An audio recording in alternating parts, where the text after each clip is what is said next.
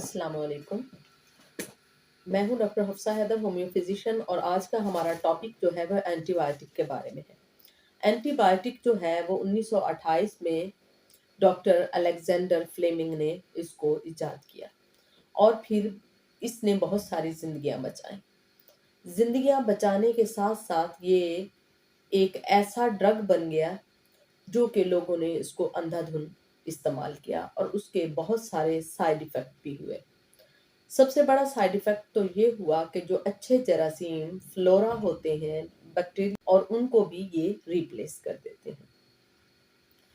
और लोगों को ये मिथ होते हैं कि क्या होम्योपैथी में भी एंटीबायोटिक हैं या जी हाँ, होम्योपैथी में भी ऐसा है। आज हम उन चीज़ों के बारे में बात करेंगे, उन मेडिसिन के बारे में बात करेंगे जो कि एंटीबायोटिक हैं। और एंटीबायोटिक का अगर कुछ ज़्यादा इस्तेमाल एलो का हो गया है और उसके साइड इफ़ेक्ट के तौर पर आपको बहुत कुछ झेलना पड़ रहा है, तो इससे उसका साइड इफ़ेक्ट भी दूर हो जाता है। So let's move on. सबसे पहला जो हमारे पास एंटीबायोटिक है तो उसका नाम है एसिड सेल्फ। एसिड सेल्फ जो है वो बहुत ही अच्छा एंटीबायोटिक है। अगर आपको कफ है या आपने एक ऐसा एंटीबायोटिक इस्तेमाल किया है एलो में कि कफ को सुखाने के लिए आपने इस्तेमाल किया और बाद में सांस की दिक्कत आने लग गई, तो आप अगर एसिड सेल्फ इस्तेमाल करते हैं तो दोनों सूरतों में ही ये बहुत ही ज्यादा इफेक्टिव मेडिसिन है।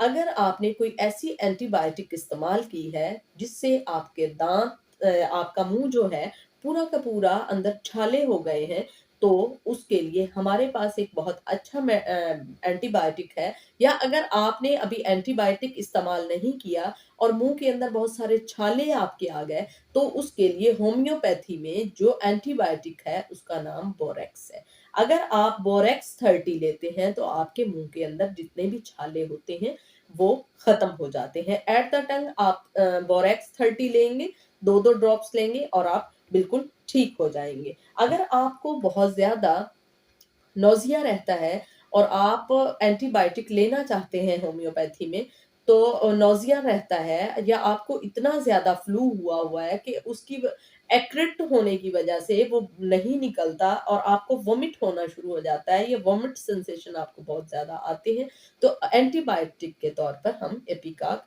इस्तेमाल कर सकते हैं। अगर आपको बहुत ज़्यादा लूज़ मोशन है और उसमें एंटीबायोटिक का इस्तेमाल आप चाहते हैं या जानना चाहते हैं कि कौन से हैं, तो होम्योपैथी में नेट्रम एसिड बहुत ही इफ़ेक्टिव मेडिसिन है एज़ अ एंटीबायोटिक। अगर आपका गला शोर कर रहा है और आपको बदहज़मी हो गई है, मगर कौन-सी वाली बदहज़मी?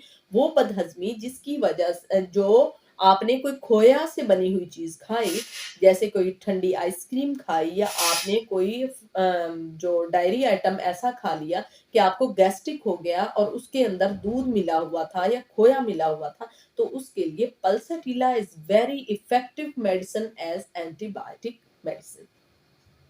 अगर आपने कोई एंटीबायोटिक इस्तेमाल किया है और बॉडी पर रैश आ गए हैं, तो उसके लिए सल्फर बहुत ही ज़्यादा इफ़ेक्टिव मेडिसिन है।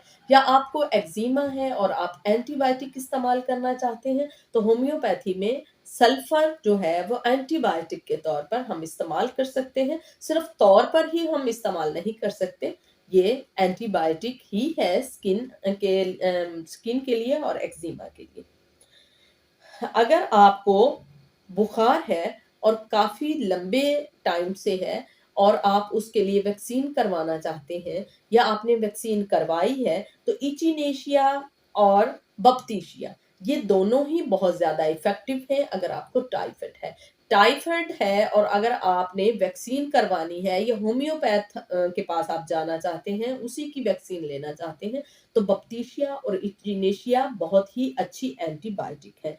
थूजा 200 जो है वो भी बहुत ही अच्छी इफेक्टिव मेडिसिन है बुखार के लिए और टाइफाइड के लिए। मगर आप ने अगर इन तीनों मेडिसिन को एज एंटीबायोटिक लेना है, तो आप सुबह के टाइम में थूजा ले लेंगे और शाम के टाइम में आप बप्तीशिया ले लेंगे। ये बहुत ही अच्छी मेडिसिन है। उसके अलावा अगर आप क्लोराइड ग्रुप में कोई भी मेडिसिन लेते हैं, तो वो एज अ एंटीबायोटिक ही है, आप उन्हें ले सकते हैं।